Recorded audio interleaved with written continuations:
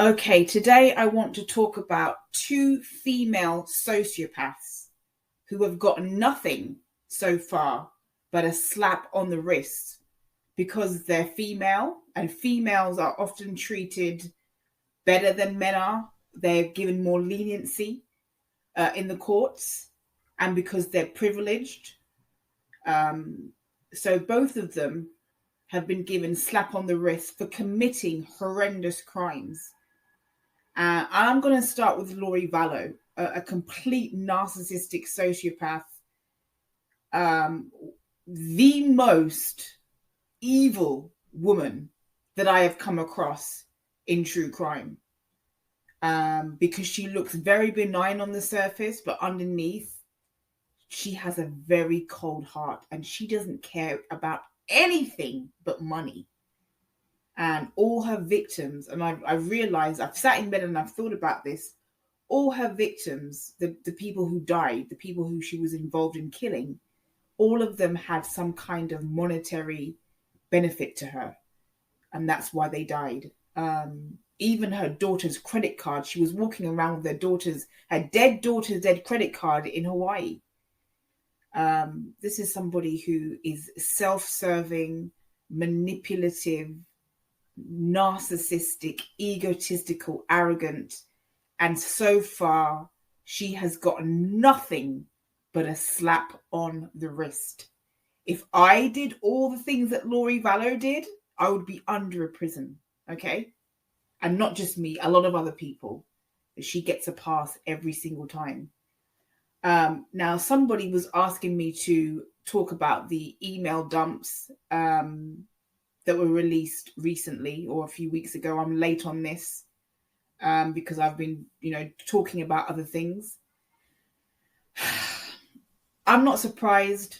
I mean, there's nothing that surprises me about Lori Vallow. I mean, she just has a cold heart. It's very obvious that she was manipulating people all throughout the disappearance of these children. It's very obvious that she was involved in the crimes. She was lying. She was telling people that, the kids were, or at least JJ was with his grandparents, or that JJ was off somewhere. She's always manipulating, and she is manipulating the justice system right now. And that is why I'm officially done with the Lori Vallow Daybell case. I was so happy when the charges came. I was really, really, really happy when the murder charges came. And I think Chad is going to pay for what he did. But I think they are going to give Lori a slap on the wrist, or they're going to be, the justice is going to be delayed. And I just don't have the patience to deal with the Vallow Daybell case anymore. I will talk about it from time to time, but I'm not going to invest myself in a case where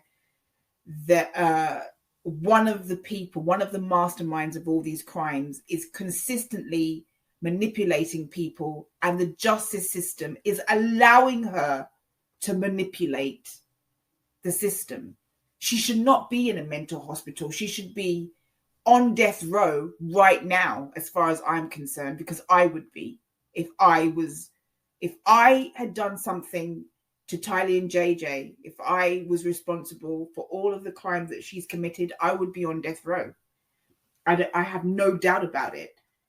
But she has been allowed to manipulate the system, and the justice system has allowed her to manipulate them, and her family have allowed her to manipulate them. And I'm not going to allow her to manipulate me and get inside my head and manipulate me. I can see right through her. The victims have been so badly betrayed. And, the victims of her crime, particularly her children, have been so badly betrayed. The way those kids were found, it's just horrific. And all that time when those kids were buried in her husband's yard, she was off getting married, walking around with her daughter's dead daughter's credit card, wearing miniskirts,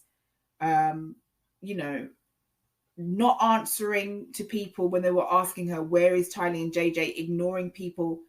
acting as if she was just the greatest thing since sliced bread, ignoring everybody's concerns. This is a woman who has been allowed to manipulate. And I'm very angry with Rob Wood. I'm very angry with Mark Means. I'm very angry with the judge in this case. I think they've all allowed Vallow to manipulate and get the upper hand. She should not be in a mental hospital. The emails that were found and the documents that were found shows you and tells you that she intentionally misled people, that she lied so that she wouldn't have to admit that her children were deceased. I think I'm done with Vallow. I think she's evil beyond measure. Like I said, I might mention her here and there, but I'm not going to invest myself in a case where I'm being manipulated. Well, I feel like I'm being used and manipulated anymore. I think Chad Daybell will probably be found guilty, and I will probably be sentenced, get a harsh sentence. But when is that trial going to start? I mean, it's been delayed. Their trials should have started this January, and it's constantly been delayed. And that's the other part of the manipulation. You know, not only is Vallow manipulating the justice system, but the lawyers are manipulating the justice system and continually delaying things. And I've just had enough of it. I was really, really happy when the murder charges finally came, thinking, okay, maybe I was wrong. Maybe there will be justice in this case. I don't see the justice at all. And I don't see Vallow getting her just punishment, because if it's anything less than a death sentence, then it's a failure. You know, they've failed to bring her to justice, because I think she needs the death penalty. I really do. I think she needs the death penalty. So anything less than a death penalty for her, there's no justice. And the longer that she stays in a mental health hospital is the longer she continues to delay proceedings and delay justice. Like I said, women are always treated with more leniency than men, in my opinion. Just like ethnic minorities are treated harsher than their white counterparts. It's just how it goes. I think there's a lot of people who would like to think that we're all treated equally, but we're not. That's not how life works, unfortunately. And often it's the case that men are treated more harshly than women. And you can see in the Vallow case that Chad is being treated slightly more harshly than Laurie is, because why isn't he in a mental health facility? You know, it's all poor Laurie. Oh, she needs to be restored. I don't know what it means to restore someone to sanity. I really don't. It's just all BS to me. How can you, if somebody is insane, how can you restore them to sanity? Once you're insane, that's it. You can't restore someone back to sanity. So that's BS in the first place. And you know, how long is it going to take? I just see delay after delay after delay after delay. I'm not going to invest myself. I'm not going to invest my time in talking about something that's, you know, talking about justice that's not forthcoming, or at least is going to be greatly delayed. Because even if she's eventually released from the hospital and she goes to court, you know, what sentence is she going to get? Because if it's anything less than a death sentence, it's been a miscarriage of justice as far as I'm concerned. And same goes for Chad. You know, anything less than death for these two people, and it's a miscarriage of justice. The crimes that they committed and the people that they betrayed, it's just unfathomable that they could betray two innocent children. You know, JJ was given to Laurie because they thought, you know, the grandparents thought that she was a good mother who was going to take care of this child. And look how she betrayed him. It just breaks my heart. It really does. Anyway, I'm finished talking about her. So the next one I want to talk about is a sociopath, a con woman, and a fraudster. Her trial was delayed because of COVID. And as far as I'm concerned, she should have been in prison awaiting her trial. And just like Lori Vallow, Elizabeth Holmes, who is the next woman I'm going to talk about, has gotten a slap on the wrist time and time again. She's the founder of Theranos, and it was a health technology company. She did blood testing. That's what they specialized in, blood testing. And she came up with this business model that you could test for diseases taking a very, very small sample of blood from patients. And it was all one big lie. It was all one big con. The biggest part of the con was the machines that she used to do the blood testing didn't work. So she was misdiagnosing patients and giving false diagnoses to patients. So she was basically messing with people's lives, So people who might have had cancer, for example, would not have known that they had cancer if they'd done their blood testing at her firm or her company. And people who didn't have diseases, sometimes she would wrongfully claim that they did have diseases, and they would then be, prone to being put on medication for something that they didn't have. So this is also an evil woman, as far as I'm concerned. I would not quite put her into the category of a Lori Vallow, but she's certainly on the same tangent of sociopathy as Lori Vallow, and I would put her in the Bernie Madoff realm of sociopathy. Just lies through her teeth, not genuine, two-faced, egotistical, narcissistic, loved all the praise, but was just lying through her teeth, playing with people's lives and livelihoods. And, the people who worked for her, who threatened to tell the world what was happening at her company, she had people follow them, stalk them, and threaten them. So this is a very, very self-serving, very, very evil woman, Elizabeth Holmes. And I'm very angry that because she just had a baby. So during the time that she's been waiting for a trial, she's had a baby. And she's been allowed to live her life while her employees, many of them who were young people who had left university, who needed to have jobs, they were out of jobs because of what she did. And people's livelihoods were put in jeopardy because of her lies, because of her manipulation. Not to mention the fact that she stole literally hundreds of millions of dollars from, even though many of the people that she stole from were mainly wealthy white men, it doesn't make up for the fact that she stole this money knowing full well that her business model didn't work at all.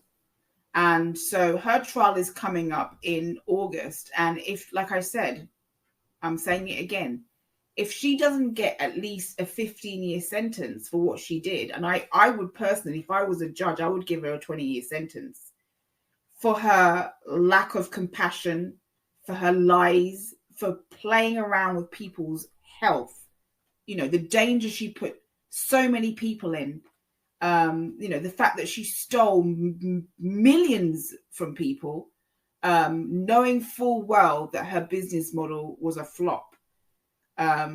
So her trial's coming up at the end of August, or should be.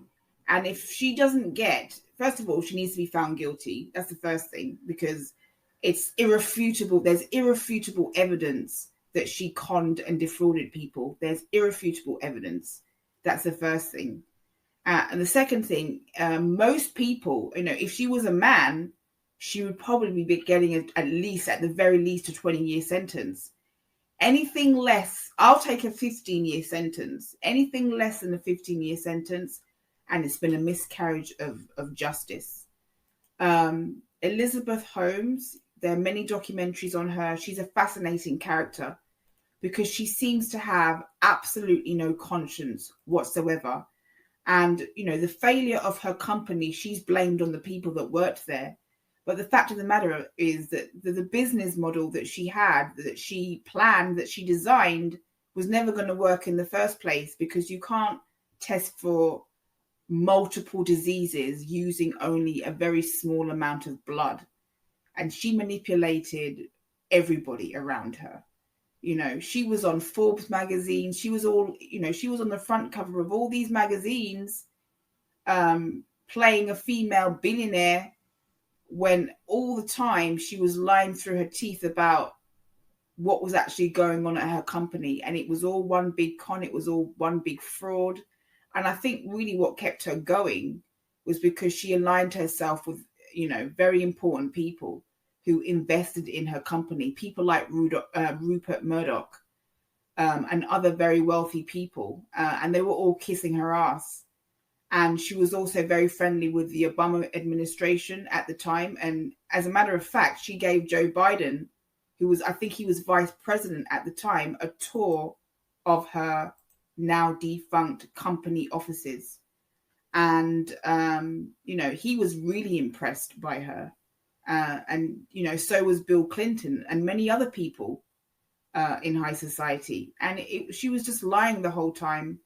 And I'm very angry that the trial has taken so long to start, because it should have started a long time ago, and COVID should not have been an excuse.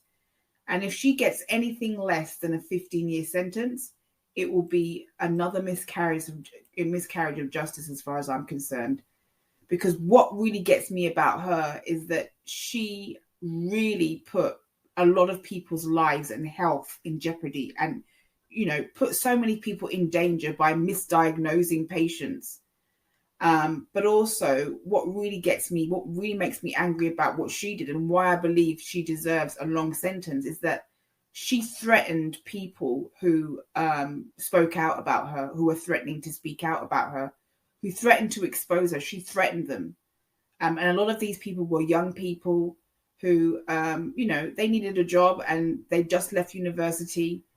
And she threatened their lives and just put them through financial hell, and put them through psychological hell. And the burden it had on their families as well is just astronomical.